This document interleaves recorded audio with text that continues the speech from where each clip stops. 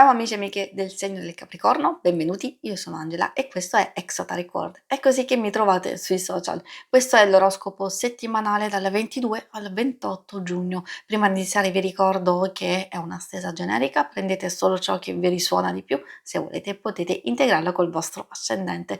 In descrizione trovate le recensioni dei mazzi usati, i link per acquistarli e i link alle playlist per conoscere il significato delle carte della Sibilla Lenormand e della Sibilla italiana. Vi invito a iscrivervi e abbonarvi al mio canale per sostenere il mio lavoro. Vi ringrazio moltissimo se lo farete o l'avete già fatto. E adesso partiamo con la lettura. Innanzitutto andiamo ad inquadrare come andrà la vostra settimana, le energie principali, i segni zodiacali da attenzionare, poi vedremo l'ambito amore e relazioni più importanti, il lavoro e le finanze. Partiamo con la carta degli uccelli che indica comunicazioni o comunque dei problemi legati alle cose che possiamo ascoltare, sentir dire, che ci viene comunicato, dei pettegolezzi, delle cose che possono essere un po' fastidiose. Io mi soffermerei principalmente su alcune notizie, su alcune informazioni che possono arrivare e magari lasciare andare quelle di poco conto. Tra quelle notizie, quelle informazioni in realtà possono essere utili per una fase di cambiamento, di rinnovamento, alcune possono riguardare anche degli incontri o qualcuno che proprio non sentivamo da un po' di tempo. Ricordo che questa può fare riferimento, essendo una carta di movimento, anche alle partenze, ai ritorni, ai trasferimenti, quindi in questo periodo ci può stare con i viaggi e le vacanze, magari da fare proprio in questa settimana o anche prossimamente, altrimenti anche di incominciare a valutare, se non fosse possibile adesso, di pianificare per il futuro. Troviamo anche la lettera che riguarda le informazioni e le comunicazioni, quindi può essere proprio una settimana importante. Comunicazioni a 360 gradi, sia nella sfera personale, amicizia, famiglia, anche amore, perché no, ma questo lo vedremo successivamente, e anche per questioni a livello pratico, quindi possono sia arrivare queste comunicazioni, io direi di valutare attentamente questa carta. Ci consiglia sempre di leggere accuratamente, soprattutto se si tratta di documenti e di cose importanti, oppure proprio di valutare bene ciò che ci viene comunicato, e se dobbiamo essere noi a dire qualcosa, anche qui cercare di trovare o il momento giusto per farlo o comunque anche dopo aver fatto chiarezza con noi stessi. I segni zodiacali da attenzionare sono principalmente in modo dominante l'aria, Gemelli, Bilancia e Acquario, quindi non è che non avrete a che fare con gli altri segni, è che questi sono quelli principali. Forse diciamo un pochetto possiamo vedere quelli di acqua, ma pochetto, quindi giusto Cancro, Scorpione e Pesci. E adesso procediamo con l'ambito amore. Allora, ambito amore, e consiglio di ascoltare perché ci possono essere anche delle informazioni che potete adattare all'amicizia, alla famiglia. Quindi abbiamo Biancospino che ci permette di muoverci, o siamo noi che abbiamo bisogno di muoverci con calma, con prudenza, di valutare in base a quello che succede e anche in base alle nostre stesse emozioni. Quindi a volte semplicemente può essere un po' quella paura di coinvolgersi eccessivamente o paura di andare a comunicare e dire un qualcosa che potrebbe essere frainteso o di non trovare il momento giusto, oppure proprio di non essere compresi fino in fondo.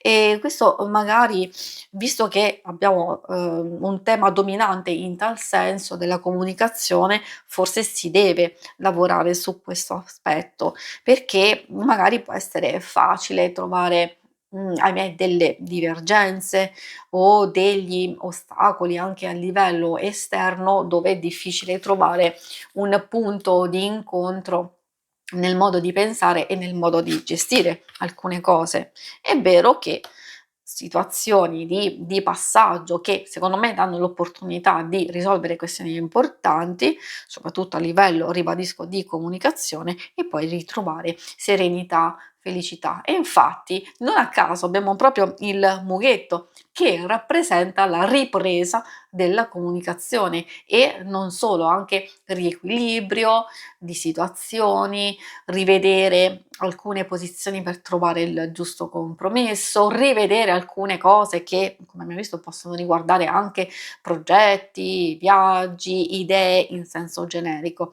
Per quanto riguarda i single, magari queste possono rintracciare, sia prudenza e pazienza, valutazione riguardo a situazioni pregresse, forse cose che non ancora si sono chiuse.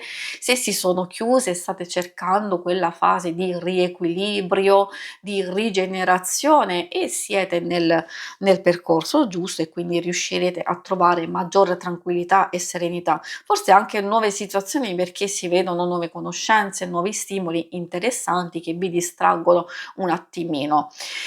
Poi adesso andiamo a vedere la parte del lavoro, delle finanze, quindi le questioni più pratiche per questa settimana. L'attenzione potrebbe essere rivolta a un qualcosa che o non vi convince tantissimo o potrebbe darvi un po' fastidio, perché spesso salta fuori quando si deve contrastare un ostacolo, un blocco, superare una fase critica, quindi serve forza e determinazione, oppure una difficoltà che magari non dipende assolutamente da noi, ma da situazioni esterne. Queste possono dare un po' fastidio. Quando c'è senso di impotenza, lì dobbiamo cercare di capire quello che possiamo fare da parte nostra, e poi vedere, verificare, diciamo aspettare, per vedere come si muovono alcune cose a livello esterno.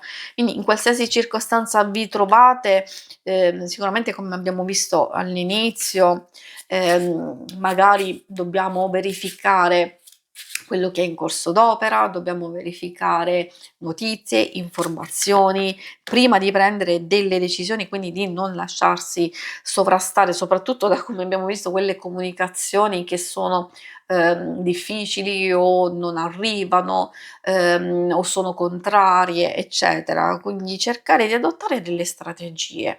Spesso quando salta fuori questa carta io metto un po' sempre sull'attenti, perché può voler dire un furto, un inganno, una truffa, persone ingannevoli, persone che mettono zizzania oppure prendono un impegno e non lo mantengono, ci possono essere incomprensioni, persone sgradite, litigi, discussioni, quindi possiamo metterci un sacco di cose, però secondo me può anche darsi che forse in alcune cose dobbiamo adottare delle strategie, proteggerci, ascoltare con cura, non prendere tutto per oro colato, quindi soppesare bene. Secondo me questo può essere un po' adatto per tutti quanti, per chi è al lavoro, per chi vuole fare grandi cambiamenti, per chi è in pausa, anche e soprattutto per chi è alla ricerca, perché probabilmente vi state preparando a una nuova fase, e allora quindi di non credere subito a delle possibilità che magari sono troppo allettanti per essere vere,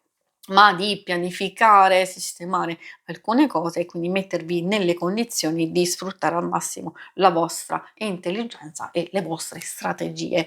Si conclude qui la lettura, vi ringrazio per avermi seguita. Se volete, in alto a destra trovate il logo per iscrivervi al canale, mentre in basso trovate le schermate per vedere il vostro oroscopo mensile e lunare quindicinale. Alla prossima, vi auguro una buona settimana. Ciao!